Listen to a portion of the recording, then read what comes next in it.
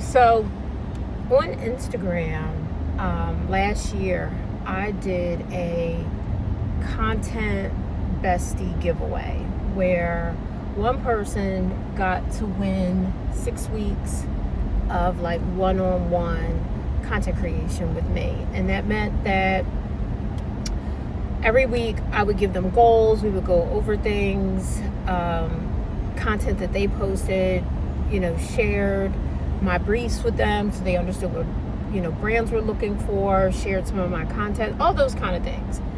And there were requirements to get into it. And because only 5 people applied for it, although it seemed like there were a lot of people who were interested in me doing some kind of training, I let all 5 women join. And it ended up being really good. We did it for about 2 months.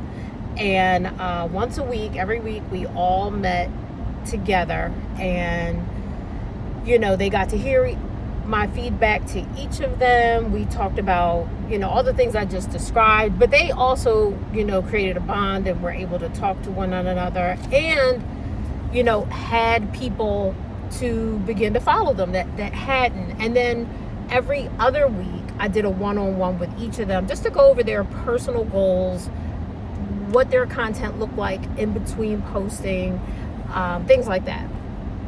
So I always said that I was either going to do like a subscription group to be able to do more people and everything would just be in like that folder, or I would do the contest again.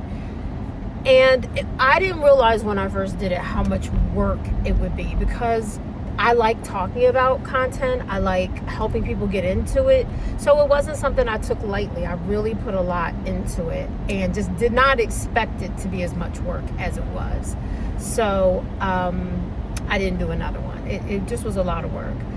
But now I'm just feeling like my brain fog is lifting. I haven't started the HRT yet. I think that I am training my brain to be more productive because I just have to. I've been struggling with it. And I think I'm ready to do it again, but differently this time. One, I want to do it for people who want to learn UGC. If you don't know what UGC is, it's user-generated content. It's a much quicker and easier way to get into content creation if you're trying to make money, if that's your goal. And one of the things that I always want to say to people when, they struggle with the idea that their followers aren't growing or, they're just down about things like that. And I try to explain to them, but for content creation and brand deals, and especially UGC, it's not about how many followers you have. It's about the quality of your content and your ability to create a community where brands are able to see that you can influence people. That's really what it is. And when people, really just linger over the idea that their followers aren't growing, and I know in my head I'm saying to myself, I know that you're thinking, but you already got followers, so how can you speak to this? But I didn't when I started this, right? And so I have to say to them, do you want to be popular or are you trying to make money? And sometimes the women that are saying this are women who don't really, everybody can use the money. Everybody can use the money, right? But they're not women who are depending on it. Like a single woman, who sometimes has to, forego things that they may want to do, like myself. This is my full-time income. I can't not make money. And so it's not for popularity for me. It is because I'm trying to make money and I enjoy what I do. So I say all that to say that this time around, I'm going to do it for people who are interested in user-generated content because UGC is a way to make money. You can also grow a platform from it, and it can take you into being, everyone's a content creator, but it can take you into, I don't really like using the word influencer, but let's just use it just to differentiate between content creator and UGC. Because both people would be doing UGC. So UGC, user-generated content, is when a brand, a company, is paying you to create content for them. And it may look exactly like what you see people on your feed doing, talking about this Stanley Cup or about this new lip gloss or whatever the case is. The difference is you're not posting it on your page. It's for them. They are buying it and they are buying the rights to it. So you actually are not legally allowed to post it on your page because the content belongs to them. And that's why I say you don't need followers for UGC. You just need to have all of the fundamentals. You need to know how to write scripts. You need to have great lighting. You need to have great sound. You need to have good, clean editing, personality, ideas.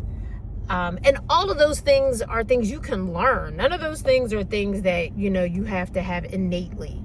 I mean, it's easier if you just have it innately and boom, but you don't have to. So I think it's the much easier thing to teach or to help someone learn than being what I do. Because, to be clear, I thought I was going to be doing UGC. I didn't go into this thinking I was going to become an influencer because at the time I still had a job. So I had a good job. I made great money. So I was thinking of it as like, oh, UGC, I can just do that on the side. That can be couple vacations a year. If I want to redo my bathroom and I'm not using like my job money, extra savings. It just so happened I got fired, right at the point where I started thinking about the UGC. That's the amazing part. I had just learned about it, and within a month, I got fired. So it just aligned that way for me, and I just think that things happen for a reason, to give you a push and, to make you pursue something more seriously or go in that direction when you may be teetering, to help you pivot, I guess. But UGC was what I wanted to do. I just didn't understand it. I didn't know what it was. I didn't know how to find it. And then in 2024, we were only really using ChatGPT for to write an email, to know how to tell your boss to fuck out of here politely.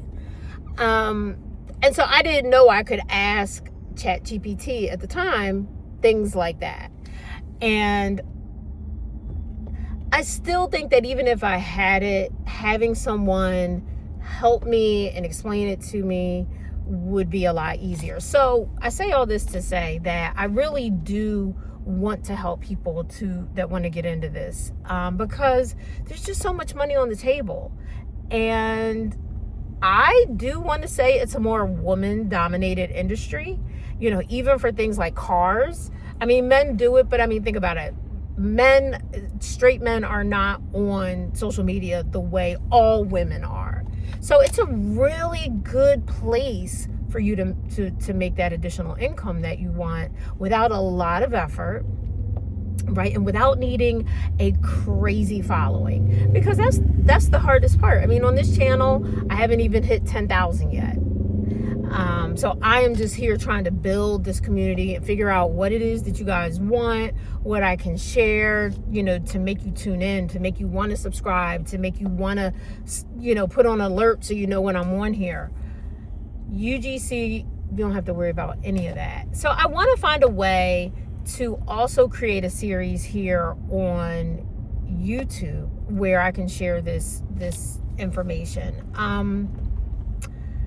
So right now, though, I'm going to do a group. I picked 7 women. I posted it earlier this morning and said, if you're interested, I am going to charge a fee this time. Last time, people were like, you should charge money, that you shouldn't just do this for free. It's your time. It can be exhausting. And I really don't like charging, but so many people look at me sideways like, girl, this is your time. This is what you do. So I'm respecting that this time. But I'm still keeping it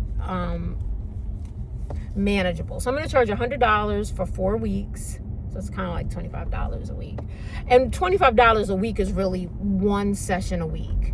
And then after the 4 weeks, or even during it, if you want to do one-on-one sessions with me, you can pay $50 per one-on-one session if you want it or need it. And that's just where I'm going to start. I feel like that's a base number, that's helpful. And maybe I may do this on rotation for a few months until I can really put a curriculum together where I feel confident that I can produce a series on this topic. But until then, I do feel like you guys can ask me questions if you're interested in it, if there are things you don't understand, even in the difference between what I do in UGC. Sometimes I get UGC offers through my agency, but not often. I think since having an agency, I've had 2. And at this point, if I do a UGC, I think I did one for Swanson's, which is like a vitamin company, not the frozen dinners. I think I made like $5,000 on that one. And the most that I made doing it, like without an agency, my first year in, I think I made $2,000 is that still my first year? That might have been my second year. No, actually it was $3,000. That was without an agency. But I started it I think my first one was $100. So it is gradual, but practice makes perfect. And you just have to continue to create and edit and put it together. And I think that the first steps that people need is just like, what does that mean and what does that look like, especially if it's not on your page. And the second part is you really can't do it using clothes, because there are not many clothes UGCs. There aren't many clothes brand campaigns. I've never got one. I think I got a UGC for like a body panty girdle once. In fact, that was my first one. I think I got $150 for it. It was called like Angel's Curves. But a lot of women go on social media and the first thing they do is they start showing clothes. And that's because that's the easiest thing for us to do, right? I mean, showing clothes doesn't take much, especially if it's in your closet or you can just go buy something. But just to give you a snippet, just to understand this before I figure out how to make this into a series, or to help you think about questions you may have. Clothes change every season, right? It's rare that a brand is bringing back the exact same thing, unless it's like a staple t-shirt at Gap, something like that. So the amount of money that these brands pay people to do, whether it's UGC or as an influencer, a clothing brand wouldn't make money on the amount of people that they pay to get that item out there. And they already have websites and malls, and people already know to shop for these things with their favorite stores. And they use celebrities a lot of time. I just saw like 2 or 3 celebrities, like Kylie Jenner's doing something for, or some, I don't even remember. I'm not going to try to remember and I'll make it up. So my point is, we spend a lot of time on clothes. The people who are getting paid for clothes, because there are 3 categories, and I guess this is when, a formal video just on UGC, for you all to understand, is necessary, because you have UGC, which is user generated content, when a brand is paying you to say, hey, we need you to create content on this lotion, on this tea, on this car, whatever it is. They're telling you the concept, you're creating it, they're approving it, and then once they approve it, you're sending it to them, and then they're paying you. There's them being an influencer, and it kind of works the same thing, except for you are required to post it on your page. Very often they want a link so that people can buy it directly from your page, so you have to have some kind of LTK platform or ShopMy or Amazon. And that is when you need followers, because they want to see that you influence people into wanting to buy this thing that you are saying you love, right? And you have to be able to show it in an influenceable way, if that makes sense. The number of followers you have isn't always the issue. but it is the ratio to engagement to your followers. So let's say you have 2,000 followers. If you have 2,000 followers and 500 of them are constantly engaging with your content on a regular basis, talking, commenting, that is huge, because you can look at some of the biggest content creators. They might have 1 million followers and they get like 60 comments. So the number of followers doesn't matter. It's the ratio of comments from the amount of followers that you have. And a lot of times, you'll see content creators on saying, if you have a friend or if you like a content creator, comment, save their posts. It's important. It is important because brands are looking at that. Brands want to see how many of these 200,000 followers, of these million, are really still active, are there and like her and are listening to what she's saying, or are these just ghost people who no longer have accounts or aren't on social media anymore, or maybe she bought them. So that's when that becomes more important. And then the third category, which a lot of clothes fall in this category, but so does a lot of housewares and things like that. That's when you're an affiliate influencer, creator, partner. So that's when you have an LTK account, you have an Amazon account, you have a My Shop, or any particular brand, and you are posting on your page. And honestly, well, I don't know that that's true, but I would think like on Amazon, they have people who post videos and reviews on the page, and they have a following there, so they can decide to buy just because they follow you directly from Amazon. I would assume they're also doing some kind of social media, but my point is they are getting a commission off of whatever you buy that you've linked.